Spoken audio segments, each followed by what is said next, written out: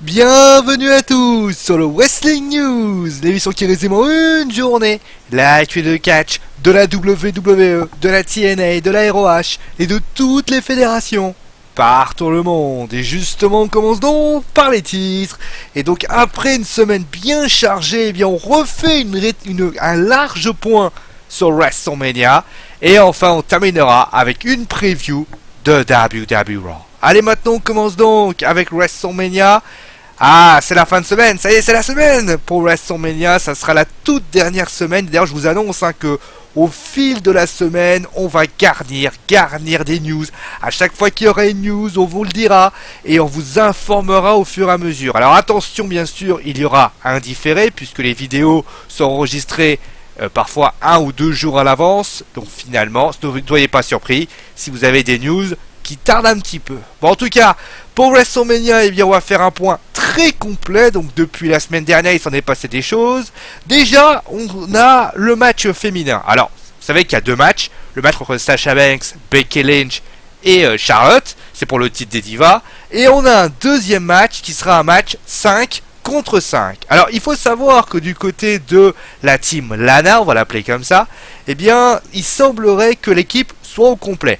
En fait, il y a eu un match, un main event, qui opposait Paige à Naomi. Aux abords du ring, il y avait Alicia Fox et Natalia. Et c'est alors que Summer Rae et Emma, qui est plutôt du côté de NXT, a fait son retour dans les rosters principaux. Et ça a distrait Paige, et donc, eh bien, elle a perdu. Et forcément, eh bien, on aurait l'équipe numéro 1 qui serait formée de Emma, Summer Rae, Naomi, Lana et Tamina. Et elles feront face donc à Brie Bella, Alicia Fox, Natalia et Paige. On aurait une cinquième lutteuse puisque 5 contre 4. Et la cinquième lutteuse, alors soit on parle d'une guest, soit Maria Menounos, mais on parle également de Nikki Bella, puisqu'il se murmure que ce soir, à Raw, elle ferait son retour et ainsi marquerait bien son retour à la WWE et serait donc la cinquième lutteuse justement dans ce match. D'ailleurs, en parlant de lutteuse, parlons quand même de Brie Bella, qui se dit que ce sera son dernier WrestleMania, puisqu'elle se murmure qu'elle souhaiterait prendre sa retraite pour fonder une famille et s'occuper un petit peu de son mari. Allez, maintenant on continue avec un match qui a été officialisé, les Dudley Boys contre les Usos. Ça sera en kick-off pour ceux qui se poseraient la question. Mais on pourrait également, on a pensé à un moment donné rajouter la Golden Truth, c'est-à-dire R-Truth et Stardust. Goldust et R-Truth, pardon. Et finalement cette histoire a été calmée. Et finalement nous n'aurons pas de triple threat tag team match. On parle ensuite des ceintures par équipe. Pour le moment, nous avons un 4-on-3 handicap match. Logique, les New Day sont 3, la League of Nations est 4. Et pour pallier ce problème, il se murmure que les New Day pourraient avoir un invité surprise. Pour l'instant, pas d'informations, mais certaines rumeurs d'y parler du Rock. Ça me paraît saugrenu pour la raison très simple, c'est que le Rock n'a pas le droit de lutter en raison de ses contrat d'acteur. Bon, maintenant, tout ceci pourrait également tomber à l'eau. Alors, attention, le match est toujours annoncé sur le WWE Network.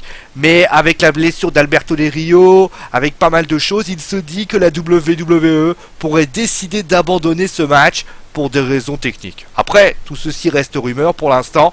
Rien n'a été officialisé et on se dirige toujours entre un match 4-on-3 handicap match. Allez, on va passer maintenant au Wyatt. Alors, Luke Harper est déjà forfait, ça vous le savez, déchirure des ligaments croisés du genou. Il est out pour 5 à 6 mois. Mais ça n'empêchera pas les Wyatt de participer à la Andre the Giant Battle Royale avec notamment une victoire, on pense à une victoire de Strowman. La Andre the Giant Battle Royale, vous avez donc les Social Outcasts qui ont été annoncés, vous avez Kane et Big Show et Tyler Breeze. Alors ça sera un nombre de 20 et on parle du kick-off également, ça serait un match présent lors du kick-off. Les Wyatt pourront également être présents dans un autre match, ça sera le match entre Dean Ambrose et Brock Lesnar. À SmackDown, ils sont venus un petit peu enquiquiner la bête. On ne sait pas s'ils pourraient intervenir. En tout cas, on ne sait pas pour qui s'ils interviennent. Pour qui ils interviendront.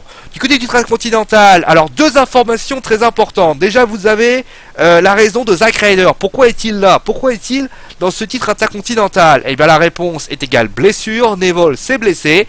Et forcément, Zack Ryder a récupéré le Saint Graal et a récupéré ce droit pour le match de championnat, pour le titre intercontinental. Et la deuxième information, et là elle pourrait être plus inquiétante, c'est que lors du live show de la WWE, sans doute au Madison Square Garden de New York, il s'est passé que le Miz se serait blessé. En effet, lors de la live event de la WWE, le Awesome One se serait blessé après avoir reçu un Patriot Lock de la part de Jack Swagger. Alors, pour l'instant, c'est peut-être un petit bobo de rien du tout, mais bien sûr, on vous tiendra au courant sur la tournure des événements. Mais si jamais ça vient à être vrai, ça voudrait dire déjà qu'ils seront plus 7 mais 6, et surtout que WrestleMania pourrait être très loin pour le Miz. Ce serait sans doute une énorme couture, bien sûr, pour le V1 One qui forcément se faisait une joie de revenir pour WrestleMania. Ensuite vous avez donc, et enfin on termine avec le main event. On en parlait, on avait 3 matchs qui étaient à peu près annoncés, on choisissait entre les 3, on avait le Dean Ambrose contre Brock Lesnar, le titre de la WWE, et vous aviez le dernier match qui était quand même hyper important, c'était aussi le contrôle de la compagnie. Et finalement, eh bien, c'était un signe par rapport à ça, voyez ce que vous voulez. Ça sera donc le Hell in a Cell match pour le contrôle de la compagnie entre Shane O'Mac et l'Undertaker.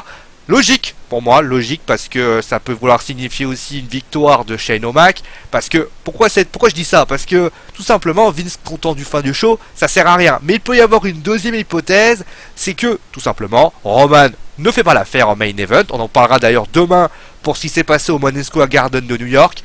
C'est pas possible et forcément ils ont préféré changer tout ça. Bon, en tout cas, moi tout ce que je peux vous dire, c'est que c'est la dernière route vers WrestleMania. On vous enverra des news à gogo. C'est-à-dire qu'à chaque fois qu'il y aura une news sur WrestleMania, on vous tiendra au courant, on vous informera et tout ce que vous aurez à faire, c'est de vous asseoir et tranquillement avancer au fil des jours.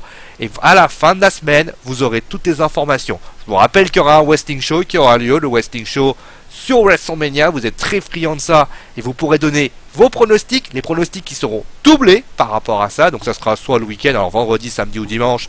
Ça, on n'a pas encore décidé de la date. À noter qu'il y aura une énorme surprise, c'est moi qui vous la propose. Allez sur la page Facebook Kick and Sport Wrestling Football. Allez-y, vous allez avoir du lourd et chaque jour vous allez avoir quelque chose. Qu'est-ce que c'est? Je vous le dis pas parce que ça serait quand même gâcher la surprise. Mais si vous aimez le catch et si vous aimez WrestleMania et si vous aimez l'histoire, vous allez vraiment apprécier par rapport à ça. Bon allez, on termine maintenant avec une preview de WWE Raw. Alors forcément, je l'ai dit, c'est la dernière semaine avant WrestleMania. Donc que va-t-il se passer durant ce show? Eh bien, Roman Reigns, même si au Madison Square Garden de New York ça va pas très fort, il a pris l'ascendant sur Triple H pour l'instant. Le game va-t-il pouvoir justement remettre le pied à l'étrier et remettre la main sur le jeu? Petit jeu de mots. Dean Ambrose, après un F5 à SmackDown, va-t-il pouvoir se venger à Raw? La Wyatt Family va-t-il intervenir aussi? Parce qu'ils ont quand même pris des coups. La guerre de la compagnie sera à son point culminant. Vince a dit que si l'Undertaker perdait, il ne pourrait plus être à WrestleMania. Comment réagira-t-il? Et surtout, que va faire Shane? Et nous aurons également le titre des divas, Charlotte, Sacha et Becky, le titre continental avec oui ou non, on saura si le Miz est blessé. L'officialisation sans doute, ça n'a pas été encore fait mais ça semble quasiment fait, et Styles contre Chris Jericho. Et enfin toutes les dernières informations sur le show le plus énorme de catch au monde. Bon, en tout cas c'est la fin de ce Wrestling News, j'espère qu'il vous a plu. Comme je vous l'ai dit, un fil rouge WrestleMania, ça vous allez l'avoir. Demain, on parle de Kevin Dunn, du Madison Square Garden de New York. Ça, vous le savez, on va en parler. On parlera de Kevin Dunn, parce que Kevin Dunn contre Triple H, c'est reparti pour un tour. Et on parlera surtout de Daniel Bryan. Ça va pas très fort pour Daniel Bryan, il y a des choses qui s'y passent.